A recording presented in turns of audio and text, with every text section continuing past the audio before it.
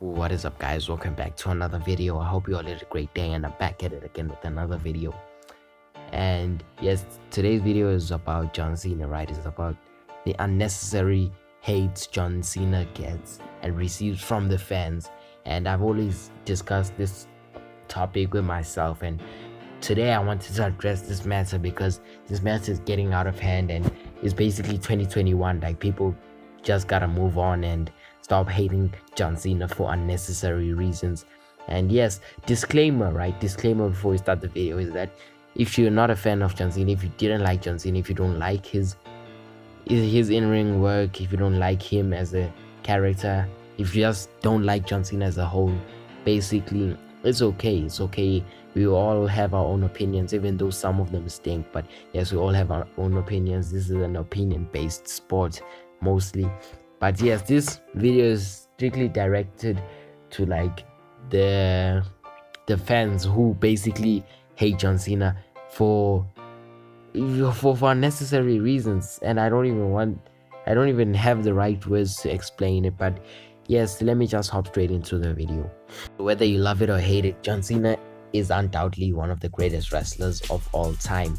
He is up there with the Stone Colds, the Rocks, the Undertakers, the Hulk Hogans, the Ric Flairs. He's up there, and you can go and argue with your pillow if you don't want to accept that as a fact. But anyway, so I looked up to John Cena as a kid. I looked up to John Cena. He was my childhood hero. I had a shirt with John Cena's picture on it, and basically I just loved John Cena. I did everything he did. Like, every time he would say never give up, I would always be inspired, even though I was like, I don't know how old I was. I think I was 6. Yeah, I was 6 around that time, 2010. Basically, yes, John Cena would motivate me. I would also wear shorts like him, wear cap and wear that shirt and wear sneakers and say you can't see me. Basically, I would always mimic everything John Cena did and imitate him. And then I started realizing that people were booing John Cena at that age, right? They were booing him, and I always asked myself, I'm like, why are people booing John Cena? Why are they booing this man? This man is literally like a god in wrestling. That's how I saw John Cena. I was literally obsessed with the dude. And yes, I was like, why are people booing him? Why can't like the management stop these people from booing John Cena? And since I was a kid, basically I didn't have any technology. I didn't know what people were saying to each other on social media about, oh, John Cena sucks because of this and he sucks because of this.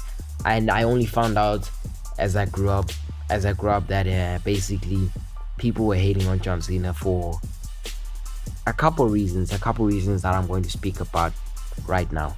So apparently people say John Cena can't put on great matches. Now I want you guys to think about that. Actually think about that before you start assuming such things.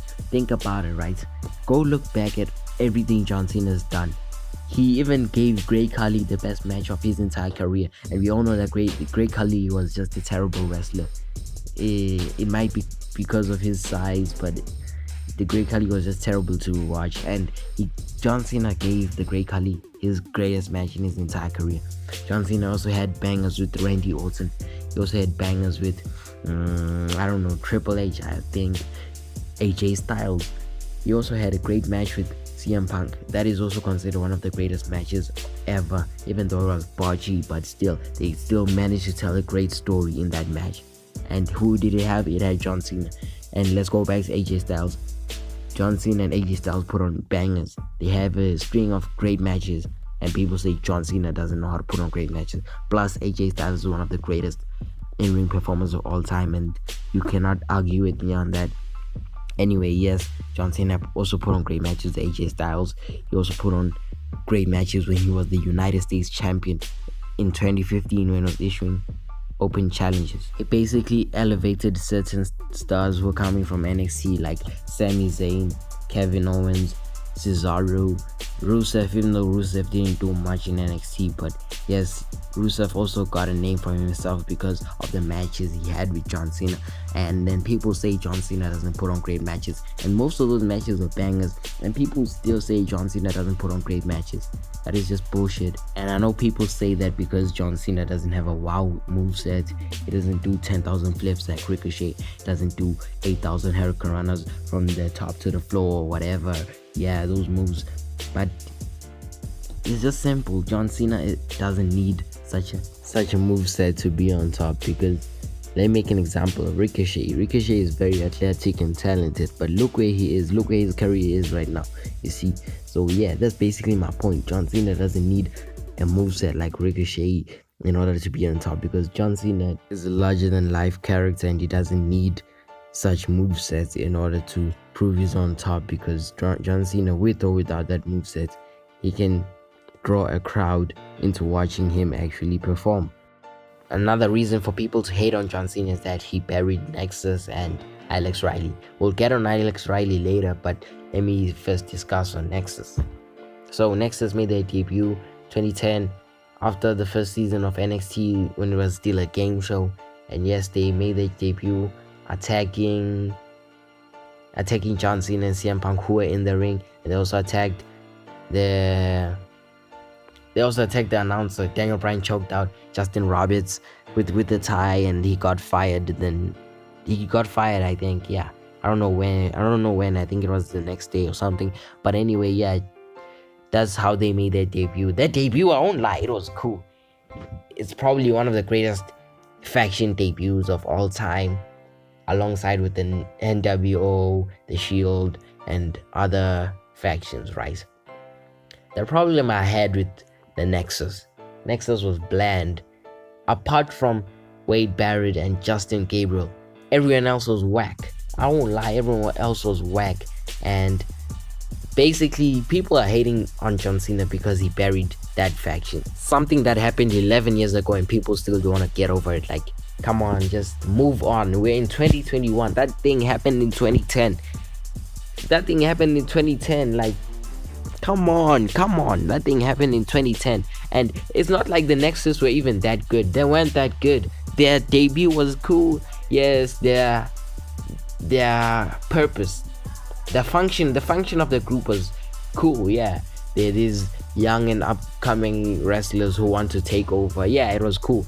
But at least if they wanted the faction to succeed, the faction at least needed to have it needed star power. That's the simplest way I can say it. You needed star power, and that faction lacked star power apart from Wade Barrett. Wade Barrett was the only breakout star there, and Justin Gabriel along the way would have had his time. Justin Gabriel and Wade Barrett are the only believable stars in that faction. Like, come on, you wouldn't expect Darren Young to be the face of the company. Like, come on, Darren Young. Ryback, Bocce Ryback of all people.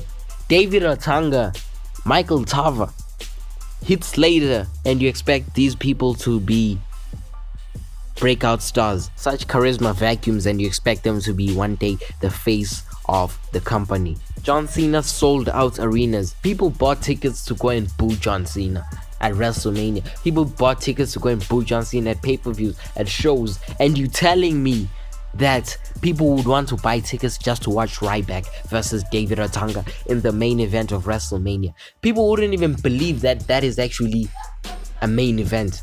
We came from the likes of Randy Savage, Hulk Hogan, Ultimate Warrior, and etc.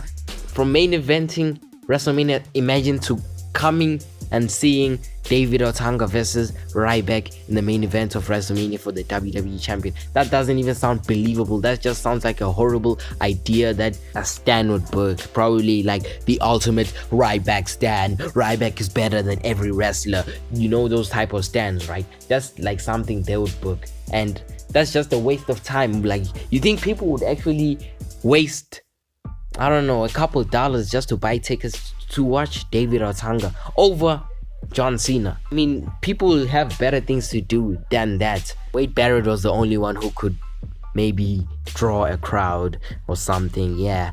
But he wouldn't necessarily sell out arenas, right? But at least he would have an impact on ticket sales, maybe. We don't know how that would have went. But overall, the Nexus was just whack. Just filled with charisma vacuums. They weren't even that good. Most of them weren't even that talented, apart from Wade Barrett and Justin Gabriel, as I say again. And a part of me keeps telling me that Vince sent John Cena to do that job for him, because even if they won that match, right? Even if they won that match, who knows where they would have went. Vince McMahon normally doesn't push wrestlers who don't draw, who don't have charisma. Like, yeah, if I make an example with current wrestlers, you will understand what I'm saying. And you think Vince would actually waste his time on pushing the Nexus instead of someone who can actually sell out crowds? That's just coming from me. I'm not saying you should believe that, but that's what I think. I think that Vince just sent John Cena to do the job for him, because Vince was going to bury the Nexus himself. Maybe Wade Barrett was going to be the only one who saved there, because Wade Barrett was the only breakout star there. But yes, Vince sent John Cena to do the job for him, because if Vince actually buried them himself, it would have been painful. Because take a look at all the wrestlers Vince McMahon has buried since, I don't know since when, but yes, take a look at all the wrestlers Vince McMahon has buried. You see, you get my point, right? And then we get to Alex Riley. I don't necessarily know the reason why Alex Riley and John Cena had beef, had backstage heat. I don't know why. Yeah, if you know, let me know down in the comment section below. I keep on researching on why Alex Riley and John Cena had beef, and I still don't know why. It's just confusing. It's just a confusing story. But anyway, yeah, apparently John Cena ended Alex Riley's push. That's apparently what they say. And Alex Riley, he did have a lot of potential. Alex Riley was really good in the ring. I noticed that when he went to NXT, right? When he went to NXT, he had a lot of potential. But the problem is, he was overshadowed by The Miz. In my opinion, he shouldn't have debuted as The Miz protege, The Miz stunt double, basically The Miz's bitch. Yes, he wasn't supposed to debut as that. He should have went to FCW. He should have stayed in FCW for a while, and maybe debut when he has perfected his craft and he has a little bit of charisma and gained some character and can cut a promo and stuff like that. Because I noticed when NXT, the show, not the game show, the brand, right?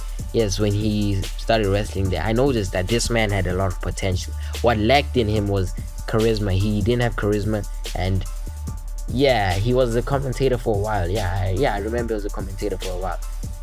For cutting promos, I'm not necessarily sure, but yes, he just lacked charisma. That's the problem. If he stayed in FCW for a while, yes, I guarantee you that he would have been something special. Maybe an upper mid carder at best, or maybe even a potential world title run there. That's what I assume, right? Say John Cena is overrated because he always stole the spotlight from wrestlers, and yeah, it's not about that. John Cena is just naturally a draw, and Vince pushes people who give him that big money. Vince pushes the people that give him that big money. He doesn't go for these vanilla midgets or these charisma vacuums like the Nexus, just like how I said, and Alex Riley.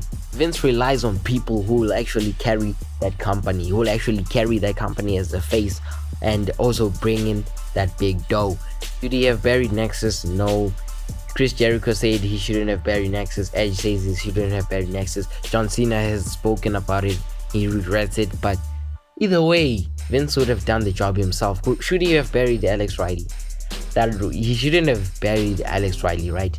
But Alex Riley shouldn't have debuted as the Miz's protege. He should have stayed in FCW and done a lot of stuff there. And yeah, those are the only reasons I could point out. I wanted to make this video a bit shorter, but I had to rant about the Nexus. I had to rant a lot of shit about the Nexus, and yeah, that's basically it. That's basically all the reasons. If you have other reasons why you hate John Cena, let me know down in the comment section below.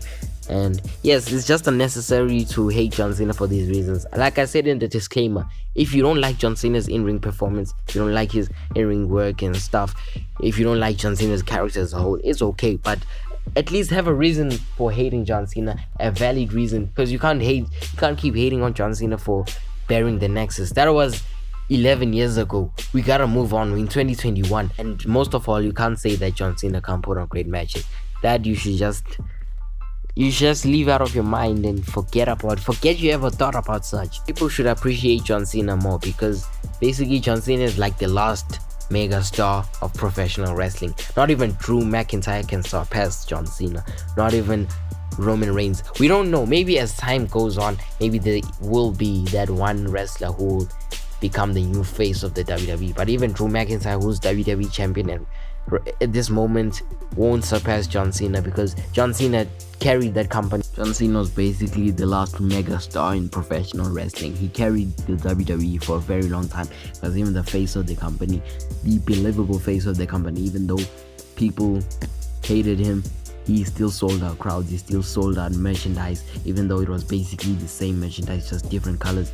And yes, they tried to do that with Roman Reigns, but they struggled to do that, and Roman Reigns couldn't get over as the face. They're also trying to do that with Drew McIntyre, and which they're actually doing a great job. But who knows if Drew McIntyre will actually surpass John Cena, and I highly doubt that will happen, because it has been said that John Cena is the last megastar in professional wrestling. That era has died down. It died the moment John Cena basically became a part-timer. Yeah, that's basically it about the video. Let me know down in the comment section below what you think about this unnecessary hate that John Cena receives, and if it is necessary, and if it's not necessary. And yes, I'll catch you guys on the next one. Like, share, and sub, and peace.